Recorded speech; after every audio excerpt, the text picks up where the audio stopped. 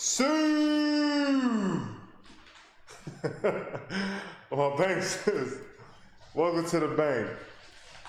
You are here with the teller, route the bank. Follow me as I follow money. Let's dive deep and get rich. Let's update our software so our hardware can run efficiently.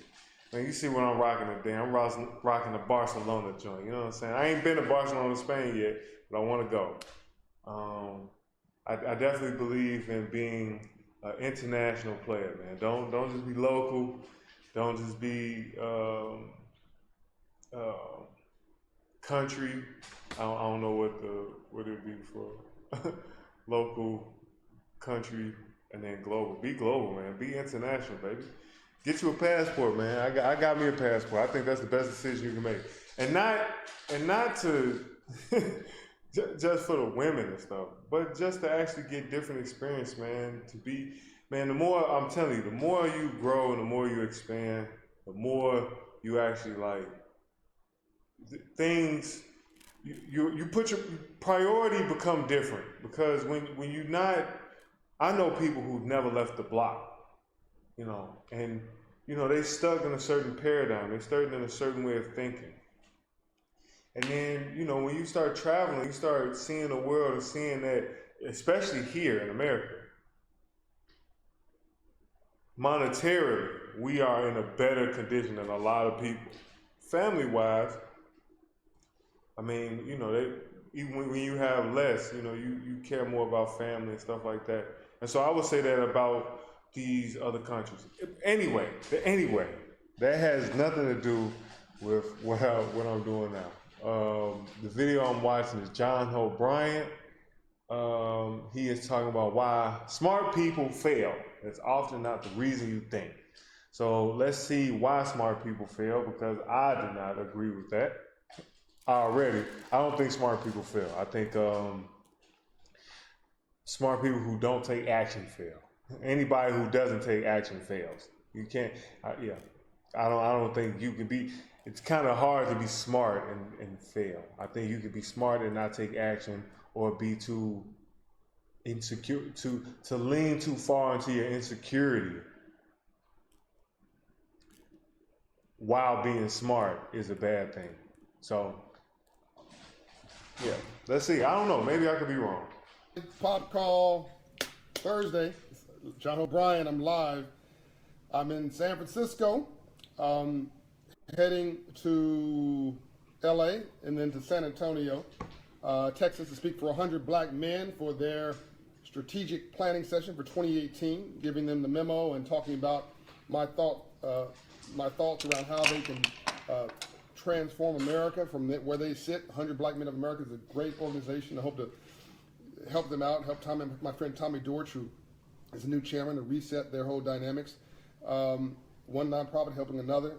Just talked to Reverend Jesse Jackson today, praying for him. He's going to, Divine Ford. He's going to be speaking at our annual meeting in Atlanta, March 26th to 28th, in an intergenerational conversation from civil rights to silver rights. Hey, James Smith, what's up? With me and Ambassador Andrew Young. Hey, Charlotte, North Carolina there. Julianne McClain.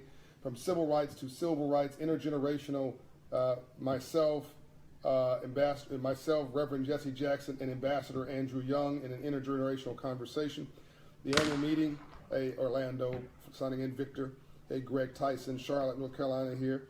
An intergenerational conversation, our annual meeting, Hope Global Forum. Check it out. You need to be there. We'll also be broadcasting globally for those of you in Africa, Asia, and Latin America, wherever.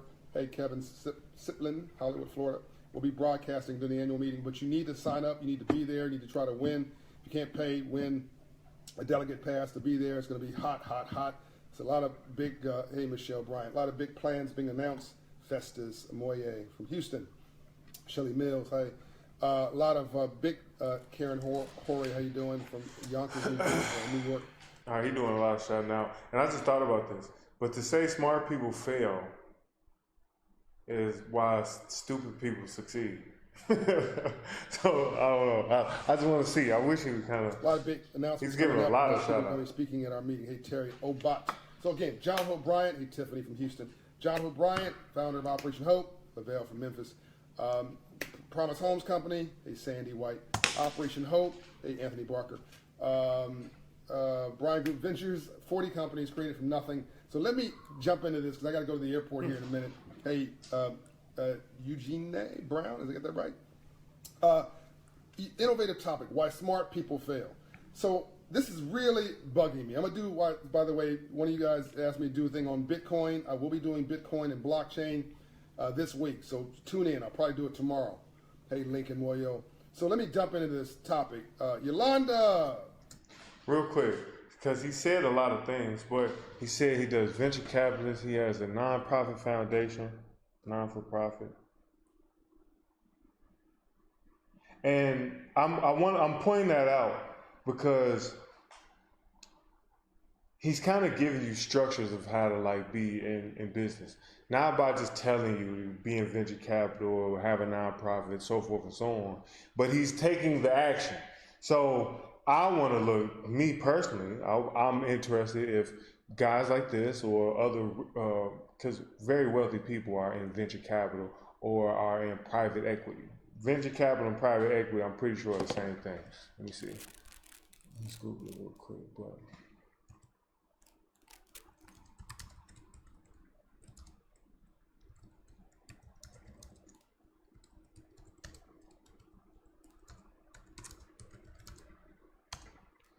I want to see if these are the same sectors. Okay. Venture capital and private equity are both forms of investment in private companies, but they differ in their investment focus. Equity percentage, investment amount, risk and return profile, industry focus, and funding approach. Venture capital invests in startups or young businesses that show potential for long-term growth. So venture capital, okay, see, I didn't know this. Venture capital invests. Okay, think about it like this. Venture capital will invest in penny stocks knowing that they might become really big companies. They invest in companies when they're really young, like really, really young. Startups, invest in startups.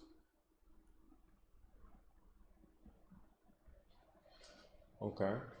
Let's see. Essentially, startups are young businesses that show potential for long-term growth, while private equity invests in mature companies that are stable or undervalued. Wow, okay, I see. I didn't know that. So private equity, okay. So it's really private equity and venture capital is all about the timing of when you buy in a company.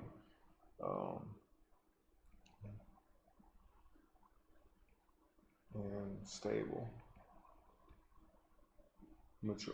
Let me just say mature and mature companies.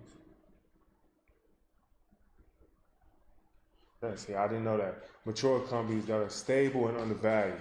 Venture capital usually takes a smaller equity stake and provides more guidance and support to the entrepreneurs, while private equity usually takes a larger equity stake and use more debt financing to acquire the companies. Wow, okay.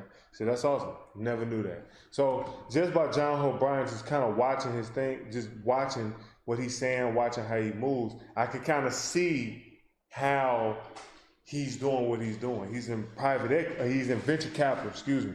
So since he's in venture capital, he finds a lot of young businesses and invests money into them, get a 10% stake or maybe lower, maybe could be even higher. And gives them guidance, gives them probably marketing, probably, he has a pretty good network, so he probably puts it in his network and see, that type of thing.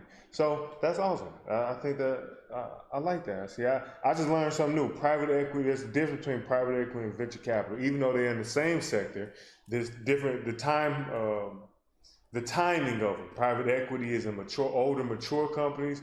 Venture capital is in younger companies. Think about it like this. Venture capital is the sugar daddy. Private equity like the cougars. Hey, good to see you're on. Alpha Gains from Jacksonville, Florida. So Bitcoin and blockchain, I'll be dealing with that. It may not be the advice you think you're going to hear from me. Am I going to Memphis, Tennessee, Lavelle? I don't know, Lavelle. I'm just passing myself in airports. I don't think I'm in Memphis anytime in this week, but who knows? Okay, why do smart people fail? So let me set this up properly. I do business with everybody, but I try to recycle black dollars in my own community. I try to have a black doctor, black dentist, black landscaper, I try to do black first, Demetrius. And if I can't do that, then I do Latino, then I do, Asian, Indian, other women. And then I go to mainstream because my mainstream brothers and sisters already have all the business. They're the majority in this country. They get all the contracts, opportunities anyway. And they've been in the business game the longest. Hey, Daniel Lane. They have all the relationships and the network. So they don't really need my business. I'm not discriminating against them. I'm just saying that I try to give my business to black minority-owned businesses first, to walk my talk. And for the most part, that's what I do. Now, it's real difficult sometimes. My dentist is cool. My doctor's cool. My dentist is actually now mainstream, but my doctor is black. I got a lot of vendors. I have no complaint with. Everybody does a fantastic job. And you're not about to hear me say the black folks, hey, Tiffany Greer, are incompetent or they do a horrible job. No, actually, it's just the opposite. I met some really good folks who do great work. They have horrible business etiquette. And this is what me talk to you about. They think that doing the work is enough. And then they cop an attitude of called success, or as my man Quincy Jones would say, they come down with a case of affluenza. Affluenza. They become affluent. They become hooked on affluence, right? But only in the dictionary does the word success come before the word work because it's alphabetical. So let me break this down. So without naming names, this is just driving me crazy. So I'm just going random here. I have this company called the Promise Homes Company. So real quick, just touching on what he just said. Doing the work, when he's saying that, is that, okay, so in sales, people buy from people they like. Now, you can also be extremely competent, and then you can be personable. So it's kind of like, it's kind of a dichotomy. So like, this kind of like the two extreme ends. Because you could be extremely competent in what you're doing, and people usually, and I'm not saying always, usually who are extremely competent in what they're doing are not very personable. And this is why a lot of times you hire salespeople, because the salespeople are the personable people of the business. So that's what he's saying, is that doing the work is not enough, because you still have to be, people still want to like you. You still want to have to like these people. You still want to have to build a relationship with these people. You still want to, especially if it's a dentist or a doctor, you want these people to be entangled in your life in such a way where they care about you. They want to see that you care. It's not just a paycheck. I'm not doing this just for a paycheck. I'm doing this because I'm very good at what I do, and I care for you. I care for, those type of people really succeed because they got both. They got both to really shoot them higher. So what he's saying now, I agree with. I mean, you got to have a balance of both because it's two extreme ends. You got to have a balance of both. So, yeah. And I missed what he said about influenza, so I'm gonna go back a little bit. Hooked on affluence, right? But only in the dictionary does the word success come before the word work because it's alphabetical. So let me break this down. So without naming names, this is just driving me crazy. So I'm just going random here. I have this company called the Promise Homes Company. Hey, Willie Fairley. When I'm in St. Louis, I don't know. Actually, I will be in St. Louis soon. So watch here on Facebook for the listening. I'll be coming to St. Louis soon. So I have this company called the Promise Homes Company. Check it out. We're buying single-family real estate. We're leasing it out. I have maintenance contracts for a minority. Well, maintenance contracts do landscaping work, electrical work, plumbing work, roofing work. A lot of work that somebody with a high school education and a skill can do and make $25 an hour. So we try to give this business to minorities first. So I called two companies, I won't name their name, and to try to give them a job. I'm not talking about a maintenance job. I'm not talking about, like, by the way, one of my folks here from this page, Cedric, did take up the challenge, and he's been on it, and he's Rakita, and he's been professional, and we're going to hire Derek to do some work. But there's a couple like 6-figure jobs. That means $100,000 plus to rebuild 2 houses. We called two minority contractors to try to give them some business. This is like ready-made profit. Do you know we couldn't get a phone call back? Do you know that these folks, their customer service was so bad they never returned the phone call to my people? Now, if I had called them, they would have responded to me. Why do I need to do that? Why do I need to go? Why do I need to respond to? Why do I need to go and chase folks to try to give them some business? That's crazy. I'm not going to do that. I'm not going to chase you to try to give you some business. That's ridiculous. You should run a proper business. If you can't return the phone call, have somebody return the phone call for you. Send a text message. Send a carrier pigeon. Send a shot over the bow. Send a flare. I don't care. I don't know. But if you want the business, act like it. But what happens is it's feast or famine. Hey, D.O. Jackson. When they were starving for business, hey, John, I need to get some business. You know, want some business. And it happens every year, cyclical. Like when they're doing really, really well, you can't find them. When they're doing really, really bad, they're like, where's the business? Can you give me some business? So I'm giving them some business. The economy's picking up. Guess what? Now I can't find them. And what's going to happen is they're going hand to mouth. They're going to get a job. And I've already told you, unless you're making money in your sleep, you aren't building wealth. So they're going to get this job, and then they're going to get another job, and they're going to ignore all the phone calls that are around the job they're not doing right now. And that the business is going to go someplace else like the one I have. We already called somebody else, another contractor. It's mainstream. And they're going to get $200,000 worth of work. I could have gone to a minority contractor just because they didn't answer the call. Profit's already built into this deal. You don't have to work at it. I know who these people are. I love them. They're fantastic, and they're killing their own business. One of them is really successful for the moment, but that only lasts for a minute. And you can't tell somebody when they are successful that they are picking up bad habits. One of my best habits in the world is I act like I'm broke every day. Write that down, okay? I get up every day acting like I'm going to go broke, like I'm going to be homeless again. You know, I was homeless for 6 months of my life. Festa says they aren't businessmen. Yeah, by the way, there's a difference. Yeah, I mean, right now, I see, I agree with what he's saying. First off, in any business, the main thing is that your customer service must be on point. You can kind of get away with a lot of things.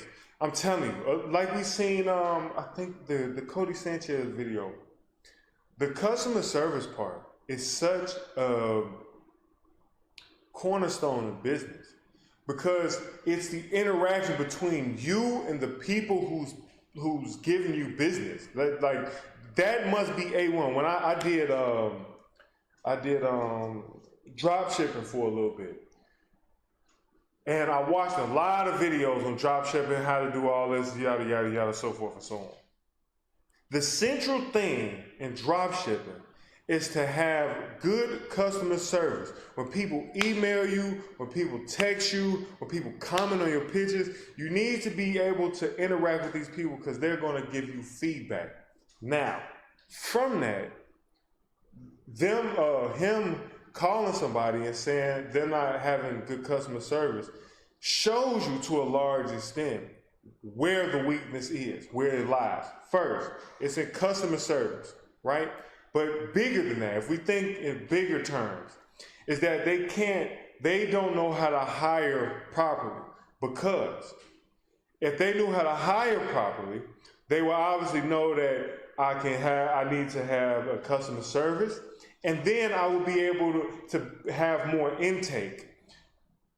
I will be able to intake more jobs, which is he can have more people to work these jobs. And to work more efficiently, I need to learn how to hire more people out. And so and that's where the fall apart really happens, is that this person doesn't know how to hire. And that's why I say it's hand to mouth, because I can only do this just because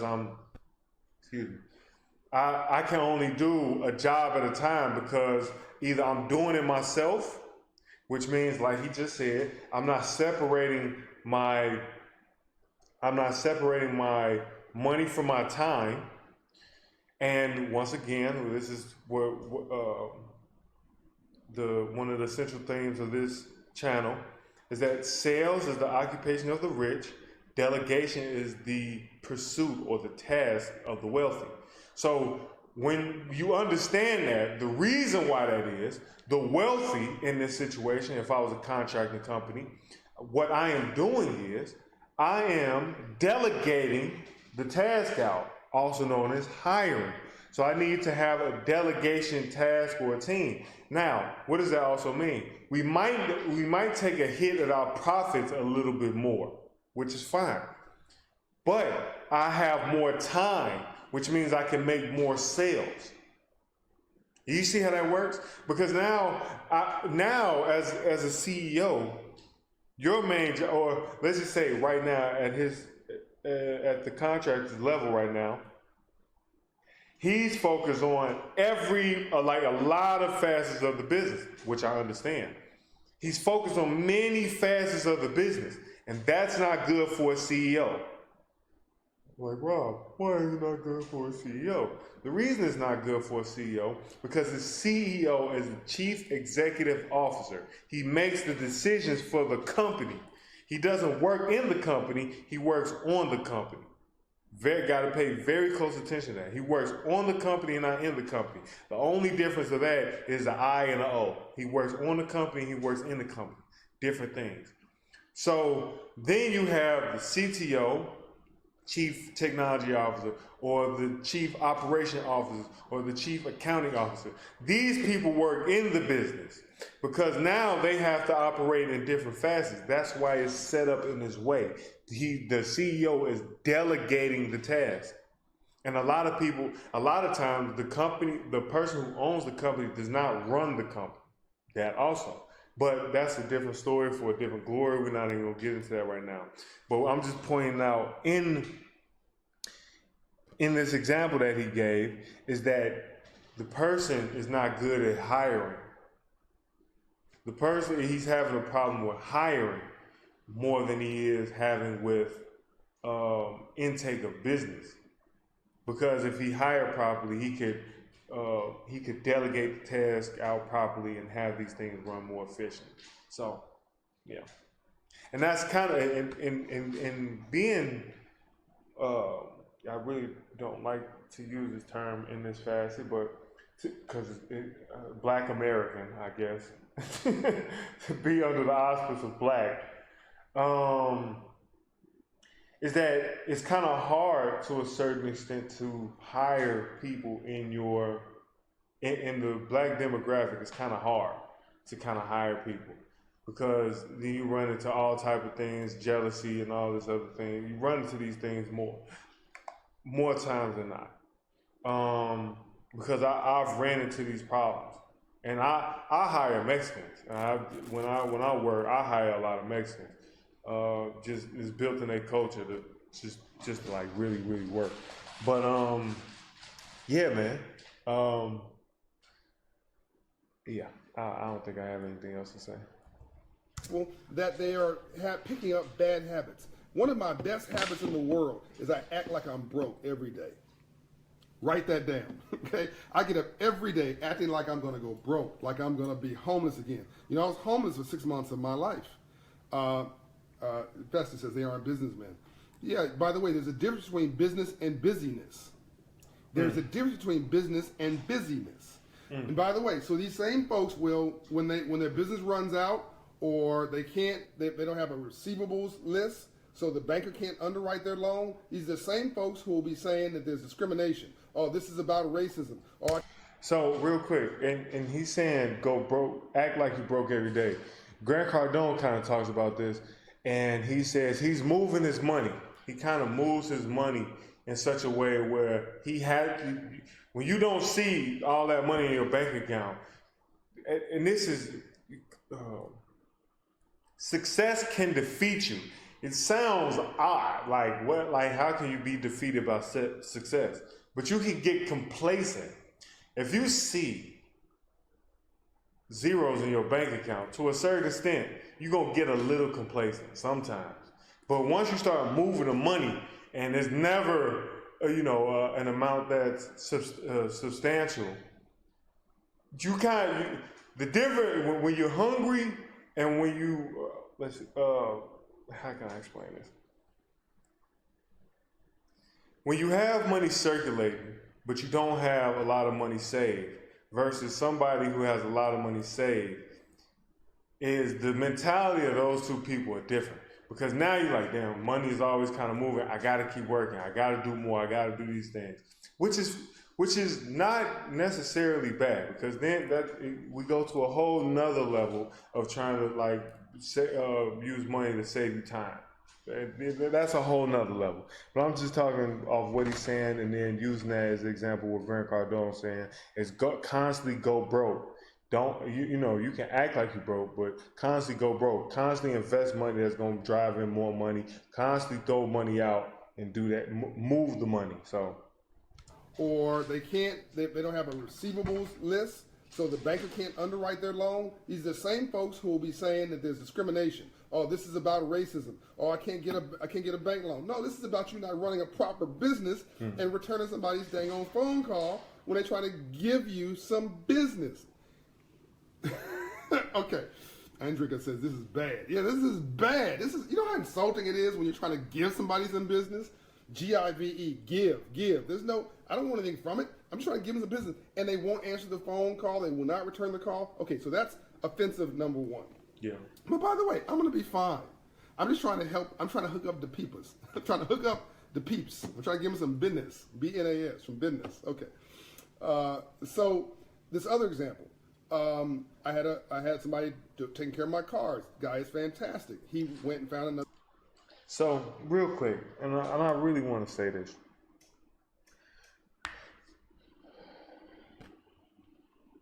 For a lot of people, especially now in the times we're in, a lot of people think that being an entrepreneur is like this cool fad thing, And I want to tell you something. People who are entrepreneurs or very good at business, you're giving up 9 to 5 for 24/7. There's something wrong with you. I'm not going to disagree with somebody and say there's not something wrong with me. I do not have all my marbles all together. I'll just tell you that now. To give up, I can't listen. I constantly think about the business. You have to, the time it takes, like the time that you have to think about. Look at Alex Hormozy. Look at a lot of these other successful business guys. Look at John Hope Bryant. The amount of thought that has to go into business, into formulating the business, making sure it's profitable, learning psychology, learning how to hire, how to employ people, learning firing. Listen, to be I know it's a fad and everybody wants to be an entrepreneur, whatever that truly even means. But I'm telling you, some of the things that I've learned, I wish somebody told me when I was you're going to get kicked in your face so many times. You're going to get betrayed. You're going to have a huge level of jealousy. You're going to have a lot of things that come with this. People do not tell you what comes with being an entrepreneur or somebody who owns a business. A big thing for entrepreneurs. A big part of being an entrepreneur is that you're going to be broke most of the time. What do you mean you're going to be broke most of the time? Because most of the money is going to most of the money you make is going to have to go right back to the business for you to generate more money. More times than not. All the profit that you have, the more times you can cycle your profit back into the business, the more the delayed gratification. The more you recycle your profit back into the business, the higher you can spiral up, right? When that happens and you can spiral up more, you get to a point where then you can start to take out profit. But that's not in the first. And let me sit here and prove my point to you guys.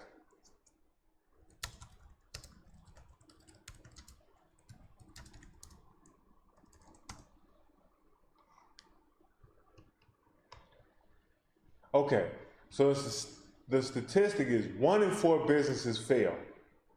Let me see. Let me go even further.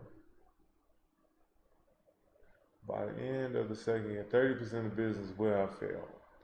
By the end, and this is from entrepreneur.com, by the end of the second year, 30% of businesses will have failed. By the end of the 5th year, about half will have failed. Because it's not being an entrepreneur or being this type of person that you see, it's not as all glitz and glamour as you think it is. Like it's extremely hard. You have to learn how to manage your time. You have to learn how to manage your energy. You have to learn how to manage your money. You have to learn how to manage your psychology.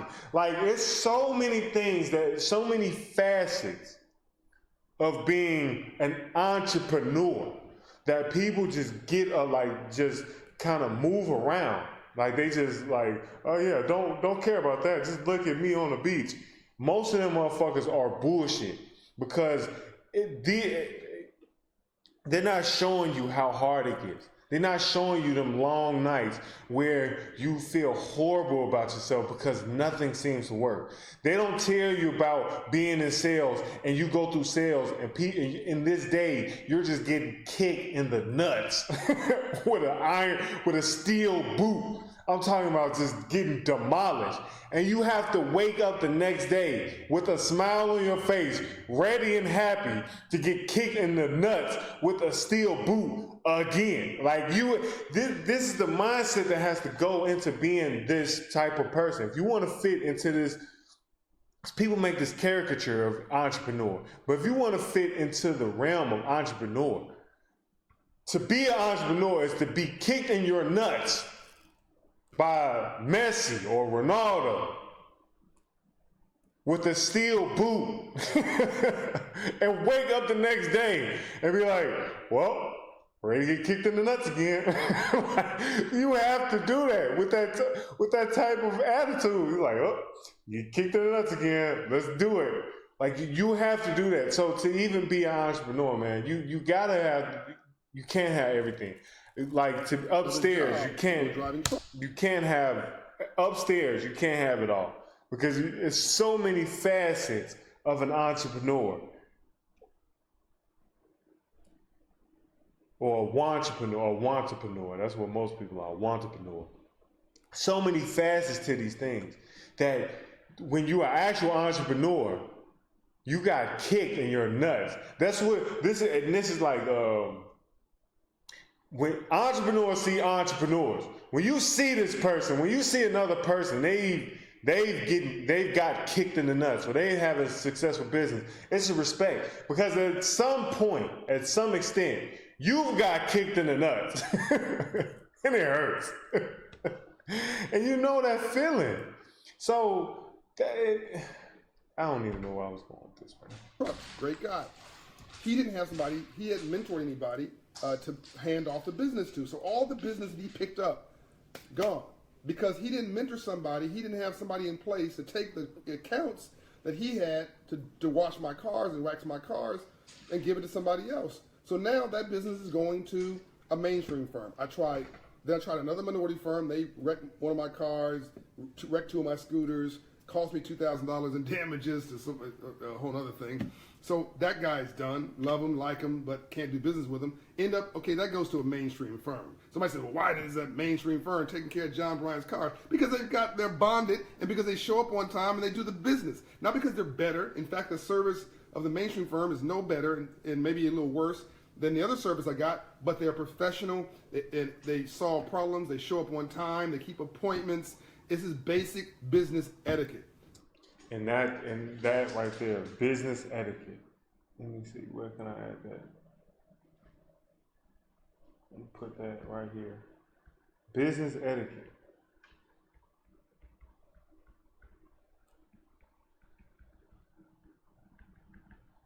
is extremely important, and customer service falls under that. Customer service must fall under that.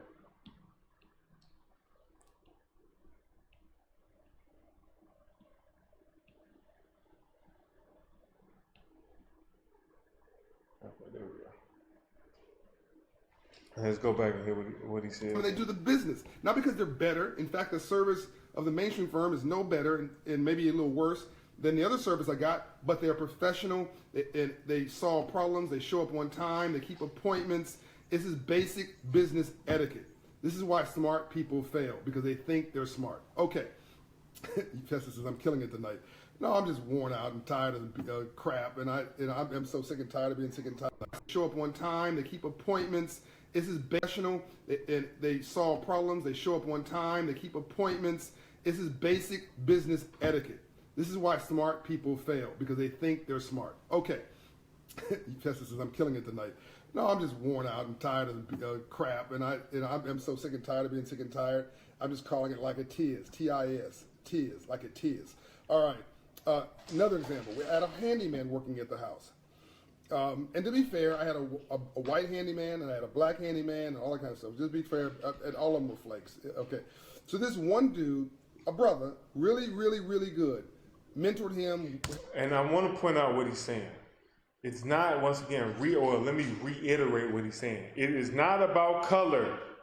It is not about any of these roadblocks that you're putting in front of yourself. It is people, we don't care about what you look like. Can you get the job done, and do you communicate to us? That's essentially what customer service is. Somebody who's communicative enough to tell me, hey, this is what this is not what this is what time I'll be there. If I can't be there at that time, hey, I'm going to be slightly late. I give you whatever it is, this, so forth and so on. That's what he's saying. So, and I agree with what he's saying so far. Worked with him on his business etiquette, all that kind of stuff. This guy started very humble, and all of a sudden I noticed that his prices began to increase. His prices began to increase. Reflections Auto Detailing. Ethan says he travels. Are you in Atlanta, Ethan? If I can't give you some business, I'll get somebody else to give you some business. Are you in Atlanta? Letitia Tabor. Hey. So, so this dude, mentoring him, all of a sudden, he comes down with a case of affluenza. He starts seeing the big house and this and that, and he said, well, John can't afford it. By the way, how do you make money? Do you make it or you keep it? Let me help you out. It's not about making money. It's about keeping it. Because if you make $1 and spend $1.50, the more you make, the broker you get. All right. So this guy his accounting 101 invoices start coming. So I had a speech with him. I had a conversation about, look, you can't. Do you want business one time from me, or do you want multiple sets of business? Right. So you want to try to take all the profit day one, and I'll never hire you again, or do you want to make a modest profit over time, and then you end up having business for life? All right. He says, okay, I get it. Once again. It's affluenza. We just called the guy to come back over to the house. Ethan says he travels to Atlanta. Okay, I'll give you some business, Ethan. Put your information in the notes, and I'll give you some business on some of my cars, or I'll get somebody to hire you. All right? Everybody needs a good mobile. So, and I would agree with him. And I look at, in my business, what I do is I'm looking to get hired by, most of my business is referral based. So to be referred by people, do I want the short-term money, or am I looking more long-term? Hey, look, I give you this discount. I work with people who want prices a lot. And the reason I do that is like, look, I'll do, you pass me off. If I do a good job, give me a review and pass me off to somebody that you think might else need this. That's my ask for helping them with price and stuff like that. So, because I'm not looking for just the short term, I want to be doing this for a longer period of time, because I want to be established. I'm not looking for the shorter term gain. Yes, I can charge people out the wazoo, but that's not what I'm looking for. I'm looking for the longer term play, and that's what he's saying. More detailing service. Okay, so here's social media has made him some money. So, all right. So this guy comes over to the house for Christmas to about, putting up the lights and whatever. This guy wanted to charge me, hold on now, don't fall out of your seat, $1,400 to put up some lights. not to manufacture lights, not to create lights. I didn't say build the lights, right? This dude, I didn't say go buy the lights. I already own the lights. This dude, and Jason Kelly says, laugh out loud. I was laughing my rear end off, but I knew he was going to do this, by the way. It depends. Because it depends on the size of your house. I don't know how big his house is. But depending on the size of the house, how long it would take to put up those lights, and the liability that comes with putting up lights. And when you get on somebody's roof and you fall, you got to pay for that. Like as the business owner, this is how I'm thinking. You have to pay for that if somebody falls. So in the same breath, I agree with John Hope Bryant. I disagree with what he's saying here. Because $1,400 does not actually seem that bad when you kind of like, if you're thinking about them as a business as well, depending on the size of his house. Now, I'm not trying to sit here and say that, hey, look, man, I don't know. But depending on the size of the house, if it's a mansion, it doesn't seem like a bad price, depending on the size of the house. I don't know. That's me. Terry put a skull out. That's right, Terry bought. Wow. Yeah, exactly. Wow, Eugene Brown. This dude want to charge $1,400. Yeah, Lavelle, crazy. To put up some Christmas tree lights. Look, Ethan puts his phone number in there. Like, call me for some business. Okay, Ethan, put your email address in there, your website or something, so I can make sure that. Yeah, $1,400 to put up some Christmas tree lights that'll only be up for like 2 or 3 weeks. Are you smoking something? Of course, we did not hire that dude. He's minority. Okay, we call another company who shows up one time, provides an estimate. He says, I'll do it for $45 an hour. It's going to take, it will take maximum 10 hours. It's a big house, but maximum 10 hours, maximum. Okay, but in this cold weather in Atlanta, it probably will take 3 hours. He's trying to get in and out of there and go home, right? So we're talking about maximum. I'm going to be charged $300, $400, $500 for something. This guy wanted to charge me $1,400. Right? So that he's not going to get the business. This other guy's going to get the business. Okay, so I want to point this out too. The first guy didn't justify why the price is why it's $1,400. I'm pretty sure if he justified why that price is $1,400, then John Hope Bryant would have probably worked with it. Because now he's looking like, hey, look, John Hope. Look here, baby. So usually when we do a house this big, we usually charge about the square feet. Now, seeing as your house is 2,000 square feet, we usually charge about $7 per square foot of the house. And that all this covers, putting up the lights, doing obviously when you call us back, we'll take down the lights for you. You don't have to worry about that. Just call us back out and we'll take down the lights for you. And we'll get it done pretty seamlessly and things like that.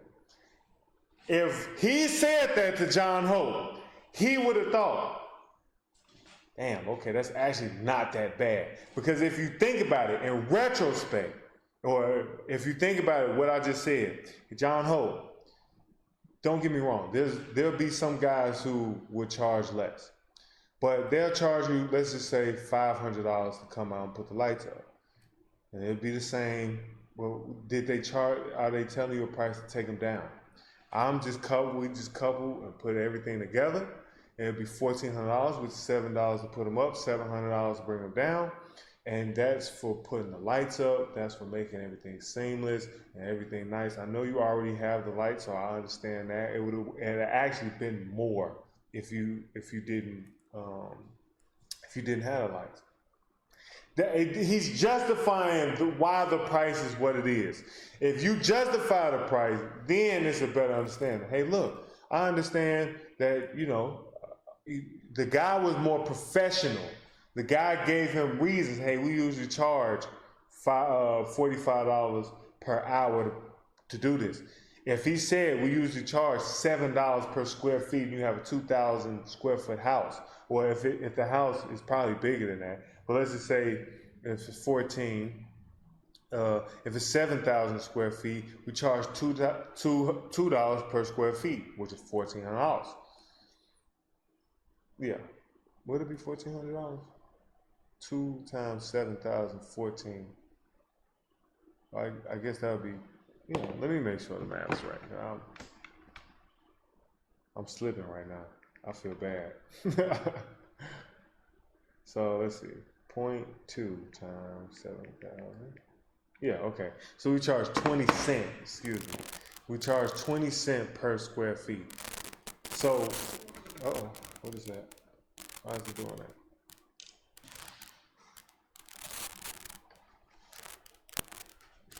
Okay, so we charge 20 cents per square feet. That's why we charge 20. If your house is 7,000 square feet, we charge 20 cents per square feet. That comes out to 1,400. That's why we do it. It's going to take us around 10 hours to get it done. We don't charge based off time because we want to get this done as fast and efficiently as possible. And then once you call us back out, we'll take them down for no additional charge as well. It'd be the same. You already paid us for that. So he's justifying. You gotta see. People want to spend money with you. Sometimes you just gotta justify the reason why they should do it. Justify. That's all it is. You're just justifying. Hey, look, John Hope. I'm just justifying this reason. It's $1,400. I know it seems a tad bit expensive, but it's actually cheaper because you already have your own lights. That's actually one of the things. And then from that is because we charge per square feet. We charge 20 cents per square feet, which comes out to $1,400. I'm pretty sure if he spun it that way, John Hope Bryant would have hired that guy. John Hope Bryant would have hired me.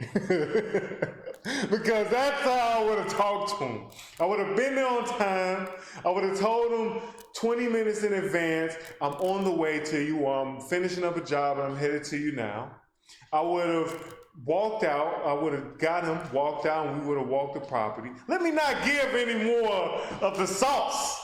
Because you gotta subscribe and like, comment and share. You gotta if you want to get good, then get in with me, man. I got you. I'll put you on, baby. Let me stop talking. He's gonna get repeat business. John Hope Bryant would have did business with me. And that's a mainstream firm. Once again.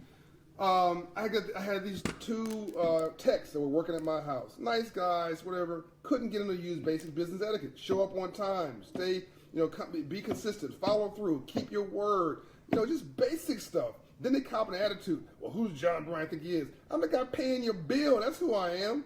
I'm trying to mentor you. I don't need to have you at my house. I don't need to hire you at all. I'm going through extra effort because you guys keep dropping the ball. I love you, but you keep dropping the ball. Do you know that anyway, like the third time of like you're hired, you're fired, you're hired, you're fired, you're hired, you're fired. Okay, finally I said, okay, first time you screwed up, shame on you. Second time you screw up, shame on me. Third time you screw up, shame on. Move on. So they're gone. Love them, they're gone. And then I had this interesting fraud on one of my credit cards, and it just, frankly, it couldn't have been anybody except somebody who knew a lot about my tech. Okay, I am not dummy. Okay, bye. Now you have no referral. You've got no credibility. All right, and that was another company I was doing business with. So I've had like 15 techs working in my house, right?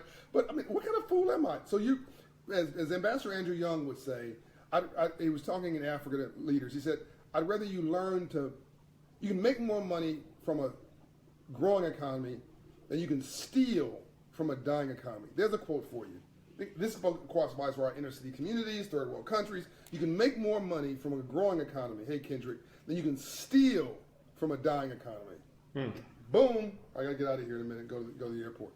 So I'm just got a message, folks, and I got stories after stories after stories because no good deed shall go unpunished. We've got to start getting our business straight. We got to start It probably has a beginning, a middle, and an end. Stop giving people crappy customer service and then blaming it on them. If you don't want to be in customer service, stop dealing with people. If you don't want to be in customer service, stop working at the counter clerk at the convenience store or at the fast food place and giving people your attitude. Nobody wants your attitude. They want their food, and they want their service on time. And if you cannot conduct your business properly, then don't go get in business. Go get a job. There's nothing wrong with get a job. If you don't show up to the job on time, we'll fire you from that too.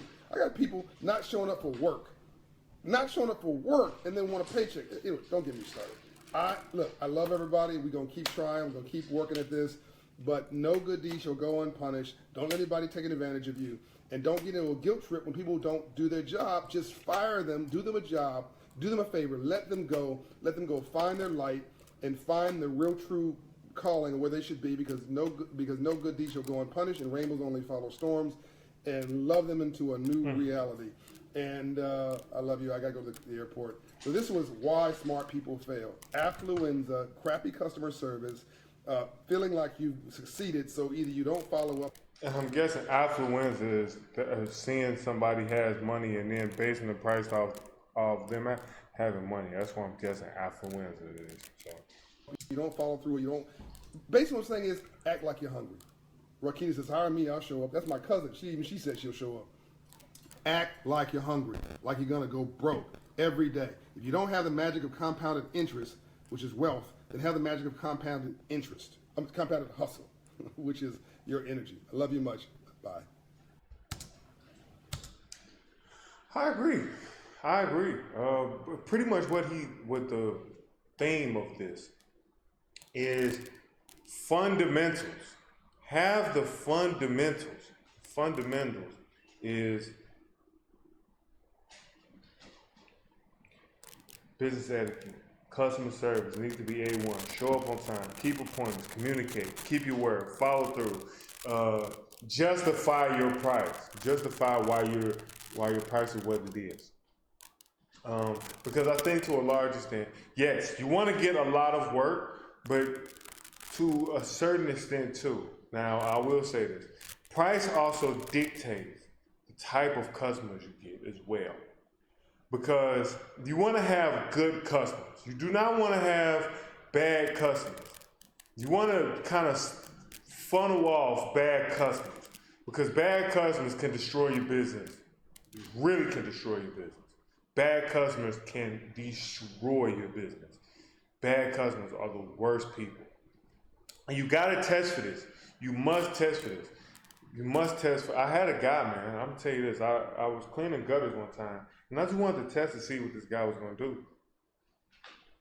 And I tested because this guy, there was sand in the gutters. It's usually sometimes when this happens that people don't have like much in their gutters. They don't have many things in their gutters.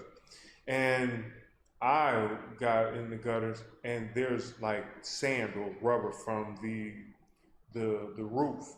There's like the little pellets on the roof.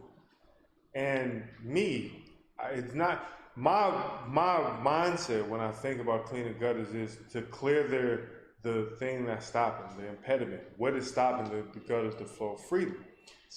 Stop, unclog that, and then the gutters will be good. You don't have to worry about certain things. Yes, you need to clean out the gutters, yes. But the biggest part is cleaning the impediment. What is stopping it? What is impeding the gutters from flowing freely? Long story short, the guy got on the roof and saw that it was still some like rubber and shit in there. He said, "You gotta clean this." I'm like, bro, I'm not cleaning that. Like, what are we talking about? I'm not cleaning that. It's so hard to clean that. It's some things that's just like, come on now, that's too perfectionism. I'm not cleaning that. Because yes, I might spray some water in it, but they come right back. It's gonna swish and come right back. It's gonna be hard for you to clean the whole thing. Like it's so hard. And it's rubber. It's not anything or it's like little sand almost, little pellets. You're not gonna, it's certain things you're just not gonna just clean and get into. So you wanna make sure that you're vetting your customers just as much as they're vetting you. You wanna make sure that, because if they are looking for perfection if they're looking for something and it's not, the biggest part is that. And so let me take back what I'm saying. You need to communicate effectively on before you start the job or before you go out and they hire you. You need to communicate effectively. And my father used to tell me it's called the meeting of the minds. You must have the meeting of the minds. Y'all must be on the same wavelength. Y'all must have the same understanding of what's getting done. Now, don't confuse what's not getting done or keep things open to a large extent. And then, when you get there, then they say, no, you said this as well. No, I usually text people because I want to have that thread of saying what it is what the price is, what the job is that we're doing. That's what I want. So we need to have that. So if they say, no, the price wasn't, you didn't say the price was this. I'm like, well, let's go back to the text, man, and look at it. Let's go look at it. It's right there. So have the fundamentals, man. Make sure you get the fundamentals in line. Once you get the fundamentals in line, you can then you can run business properly. Damn, I've been doing this for an hour. Oh man. Hey, let's continue to follow money. Let's dive even deeper. Let's update our software so our hardware can run more efficiently. Catch me on the next one. The notes will be in the email list. Get on the email list, and I'll catch you next time. Peace.